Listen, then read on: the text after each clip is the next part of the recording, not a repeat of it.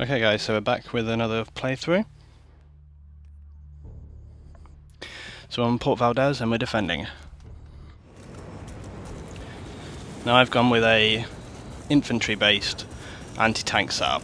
So I've taken magnum ammo and my rockets, as opposed to lots of rockets and extra explosive damage. So basically what it means is that I have extra power on the gun, because this is a kind of vehicle based map slash, infantry. So there's a couple of different things to deal with. Oh, and I'm out of breath because I just ran up the stairs.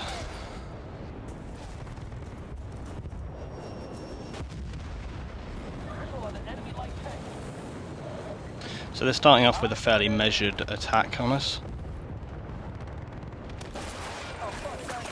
And you might have spotted at the start there, we had I noticed a red mark go past us, and that was this guy jumping onto the back of our base. This is a common thing that happens on this map. Very at the start they get the quads down behind, jump out, get behind, so be aware of that on this map, that road is a very fast route in for anyone starting on the game. Another thing that they do, which I always note is a mistake, like I said on a previous video, destroying this building. As you see, Alpha's already gone. Now that is bad for them, good for us, potentially. It means that now they have a very open target to attack. Definitely not the most smart thing tactically to do, but depending on what team you have and what team they have, it can, depend on how successful you are.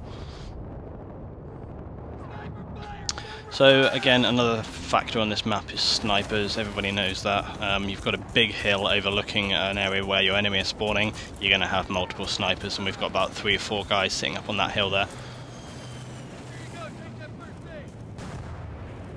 However, as is often the case with Battlefield, you'll find that you generally will have maybe 1, maybe 2 people who are genuinely good at sniping. Other people, like this chap here, not so good at sniping.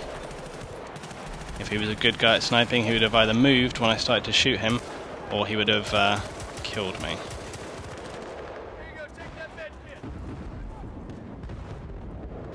Oh, stole my rocket kill.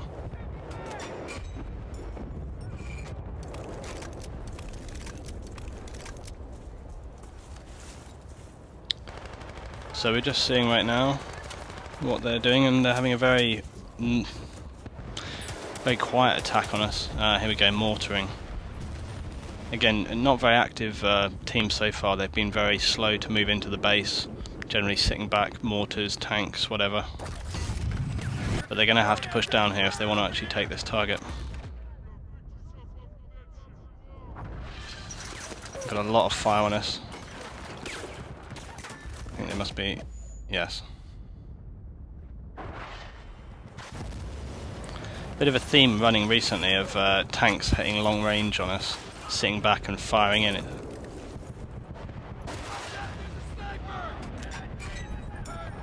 It is a good tactic, but you need to use it in conjunction with a forward attacking team. A tank like this, where they keep it at range, repair it, can be a real distraction, as proved on the recent Harvest Day video. Just G3, by the way. It's that same chap again. He really needs to sit down. There, look at that, G3. It's so accurate, so powerful. You can just hit targets at massive range with an iron sight.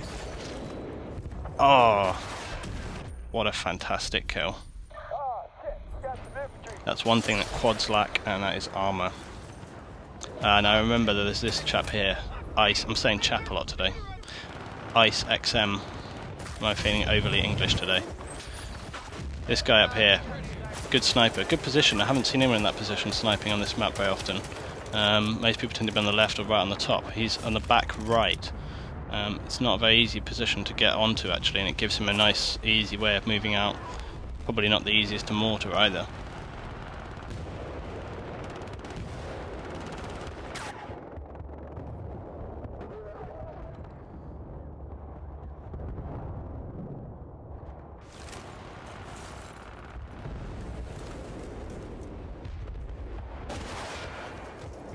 I'm getting some hits on those targets up there. Even if you don't destroy them, getting hits can be quite enough to scare enemy vehicles, they'll want to back off, repair, and so on and so on. Just, oh, that sniper got me again there. Sniping like this can be good and bad. Sometimes it can be useless, and I often you have to kind of assess a priority. You know, how important is it? Here comes this guy again. Do I get him as I jump? Yes, have it. That guy I'm getting some nice, exciting kills on. Yes, so snipers, you have to assess how important it is to take them out. Come on.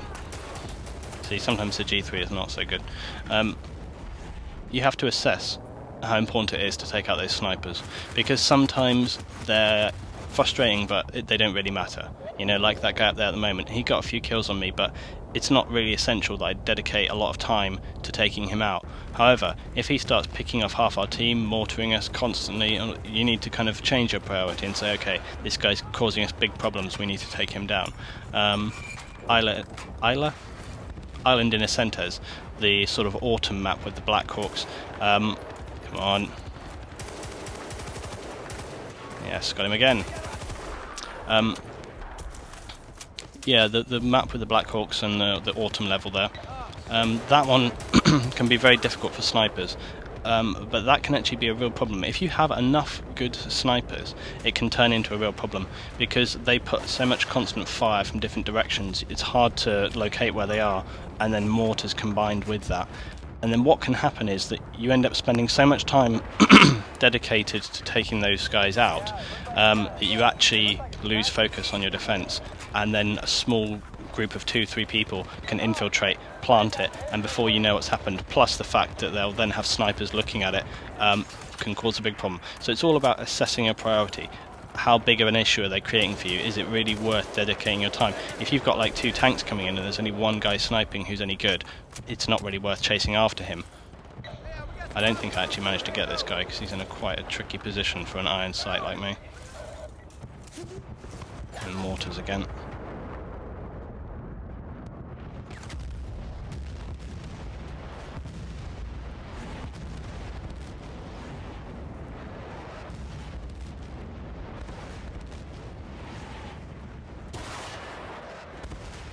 So they're just pounding us right now. Just pounding us, putting the pressure on.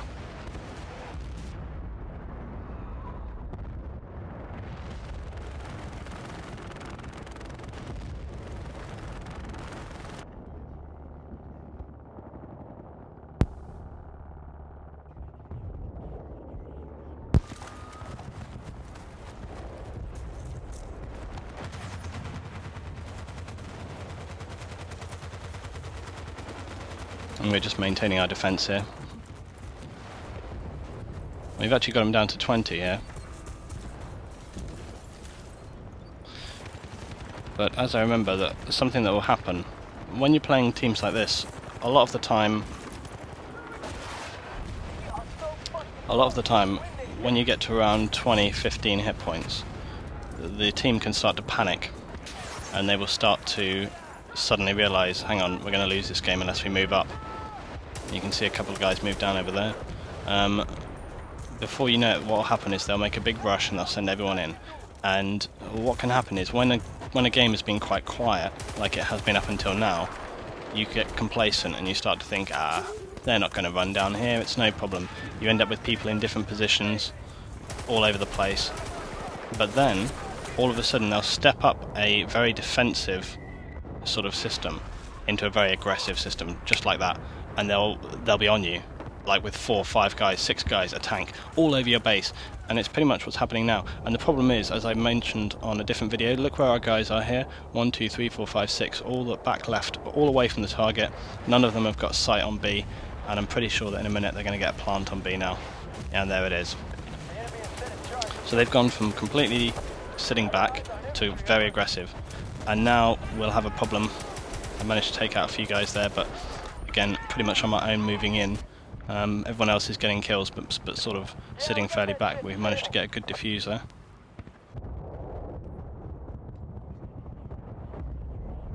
And Cali got the defuse there. They're still camping up here. See, I get frustrated sometimes with the G3. Sometimes it's an epic gun and you get like kills with just 1-2 hits, and then you get like that where they're very, very close. I was hitting straight on, it does not seem to kill. The G3 seems to work better when you tap fire it, like that. It seems almost more accurate. When you just burst fire it, the recoil seems to spread the rounds a bit more. I might try a little experiment with that, see how it actually does work. Ahaha.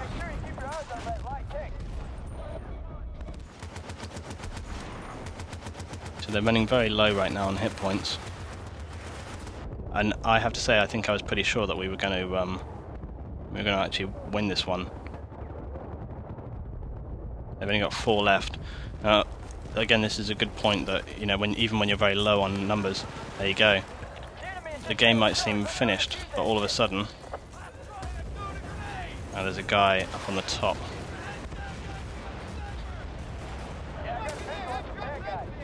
You can see they've got mortar fire, tank fire.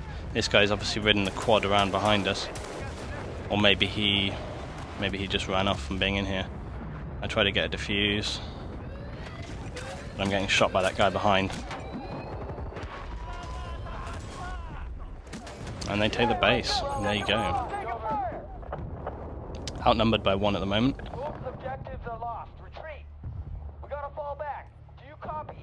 And that's how a game can change from a very slow situation to a very fast with very little time. And if you're not prepared for it, if you're not prepared for that flexible change, ready to sort of set up, then it can be very bad for you.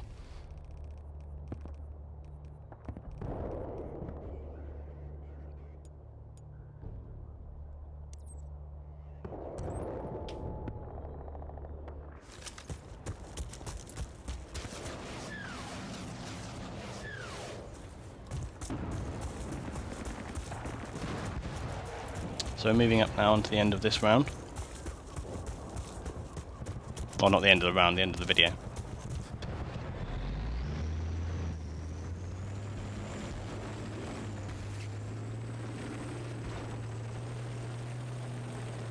Defending this base is a slightly different situation. Both of the buildings are destructible, and that makes it very much harder to defend as a base. So you can think about it 2 ways. You can either move up to this sort of line area. I generally don't like to do that. And you can try and engage them, really put pressure and prevent them from moving down to your base at all. Or you can kind of sit on the mid area, sort of about where I am now, sit in the trees, bushes, behind the rocks, put fire there. But this is a very hard base to defend, and you need to have a good, strong team to really be able to defend this against most teams. Because one way or the other, they can take those bases down. They can destroy the buildings. You'll get snipers who will mortar the buildings constantly if they have extra explosive damage. That's going to make it even harder for you. Plus the fact they've got tanks and so on and so on. I can't believe their tank is still up at their base.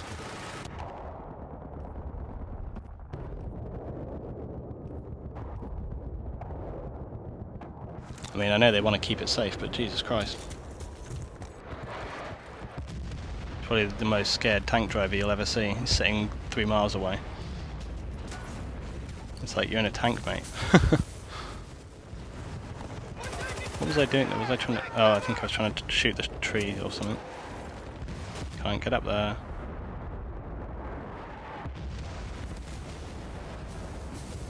And pretty much what I said is happening. Have you noticed how they haven't really moved forward, but they are mortaring? I think there's several snipers on this hill here, and they're laying mortars on A. They're trying to destroy it at range rather than actually move into the base, which is completely capable for them. And there's very little we can do about that, because you see they've got some... Oh, how did that rocket not kill that guy?